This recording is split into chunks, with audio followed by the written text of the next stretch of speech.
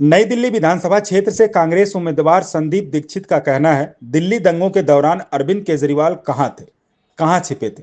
शराब नीति में भ्रष्टाचार का स्तर सब जानते हैं। दिल्ली की जनता को यह समझने की जरूरत है कि 10 साल पहले उन्होंने किस भ्रष्ट आदमी को अपना मुख्यमंत्री चुना था। अगर पुलिस उसकी ठीक से जांच करती है तो मुझे नहीं लगता कि वह अगले 15-20 साल तक तिहाड़ से बाहर आ पाएंगे। बिना किसी सबूत के दूसरी सरकार पर नरसंहार का गंभीर आरोप लगाया है। ये तो सत्य है अरविंद केजरीवाल का। भाई दिल्ली के दंगे होते हैं, ये मुख्यमंत्री दिखता ही नहीं है। एक समय में ये कहा करता था कि शीला जी की जब निर्भय का कांड हुआ था, शीला जी कहा तो आप कहां थे दंगों में? हम लोग गए थे दंगों में, मैं उन सड़कों पे घूमा था। कहां था ये? दुम दबा के कहां बैठा हुआ था ये कार डर के मारे? लिकर स्कैम में सबको पता है किस तरीके के इसने भ्रष्टाचार किया है। पंजाब की डिस्टिलरीज को ऑर्डर मिल रहे हैं, दिल्ली में लाखों करोड़ों का सरकार का लॉस हो रहा है, बिना किसी को बताए समझाए आप लिकर पॉलिसी बना रहे हो। दक्षिण भारत के बड़े बड़े कॉन्ट्रैक्टर्स को आप करोड़ों कमवा रहे हो। सबको पता है क्या हुआ है लिकर स्कैम में, और तो इसलिए उसको सीधे सीधे कहना है। भाई दिल्ली की जनता को जानना पड़ेगा कि कितने भ्रष्ट आदमी को इसने 10 साल पहले एक मुख्यमंत्री के रूप में चुना था। खुद एक टेप आता है, वीडियो आता है इनके अपने विधायक का कहते हुए कि मनीष सिसोदिया से मैंने कहा कि लिकर स्कैम मत करो, उसने कहा पैसे कहां से आएंगे। इन सब का संज्ञान मैं तो ये पूछ रहा हूं भारत सरकार ले क्यों नहीं रही है। अरविंद केजरीवाल जी, मैं आपको बताऊं, अगर बिना किसी पक्ष के इन पर सच्ची में पुलिस इन्वेस्टिगेशन करती है तो मुझे नहीं लगता है कि अगले 15-20 साल ये तिहाड़ से बाहर आ पाएंगे। इसके अलावा एक और उनका बयान है जो यमुना को लेकर दिया, और उन्होंने उसके ऊपर पूरी तरीके से जो है कार्रवाई हुई है। वहीं इलेक्शन कमीशन ने संज्ञान लिया है। दिल्ली के जो एलजी उन्होंने आतिशी जो मुख्यमंत्री हैं अभी उनसे चिट्ठी लिख के पूछा है कि इस तरीके की बात कैसे की जा रही है, और चुनाव आयोग ने तो साफ तौर पर कहा है कि प्रूव करें इसको जो बातें हैं उनको जस्टिफाई करें। आज तक का समय दिया है। आज देखिए, मैंने भी ये चिट्ठी कल लिखी थी इलेक्शन कमीशन में।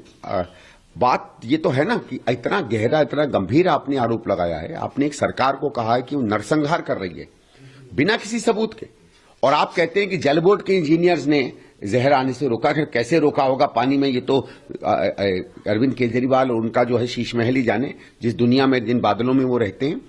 लेकिन जब जल बोर्ड का सीईओ खुद कहता है कि ऐसी कोई बात नहीं हुई, हमारे पास ना कोई जानकारी है, ना हमारे इंजीनियर्स ने कोई ऐसी हरकत की है, तो स्पष्ट हो जाता है कि अरविंद केजरीवाल सफेद झूठ बोल रहे हैं।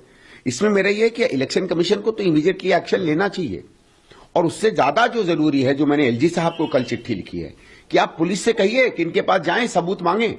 आपको याद होगा, मैं बार बार कल 2-3 दिन से ये उदाहरण दे रहा हूं कि कुछ महीने 1.5 महीने पहले एक स्कूल में बॉम्ब स्केयर हुआ था। एक आदमी ने बदमाशी में फोन कर दिया था, झूठा बॉम्ब स्केयर हुआ था, और जब वो आदमी पकड़ा गया तो उसे गिरफ्तार किया। उसको कोई चिट्ठी नहीं लिखी, गिरफ्तार किया, उसे थाने ले गए, बंद किया, फिर वो बेल पे छूटा। और क्रिमिनल केस या फौजदारी का मुकदमा जो है, फौजदारी के जो कानून है सब पे बराबर लगते हैं। तो आतिशी जी और अरविंद केजरीवाल के पास क्यों नहीं पुलिस जा रही है कि आपने पब्लिक स्केयर किया है, आपको जेल क्यों ना डाला जाए? ये तो दोनों जनों को इस समय जेल में होना चाहिए। अगर इनके पास सबूत नहीं है इस तरीके के पब्लिक में ये पैनिक फैलाने के, तो इन पर केस चलना चाहिए।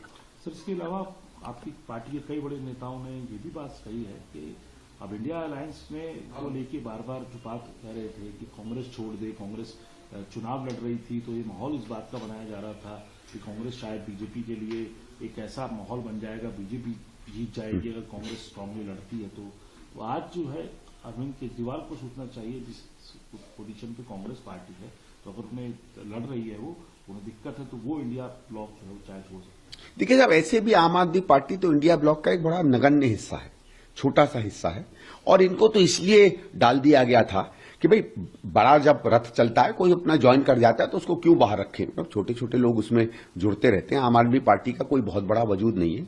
आम आदमी पार्टी के नेता ने क्या किया है कि जो और प्रमुख दल हैं उनके नेताओं के साथ जाकर थोड़ा सा मेल मिलाप करके अपनी पोजीशन बनाने के लिए ऊपर नीचे घूमते रहते हैं। आम आदमी पार्टी इंडिया गठबंधन में हो या नहीं हो, आपको याद है इनकी 24 घंटे की वार्निंग?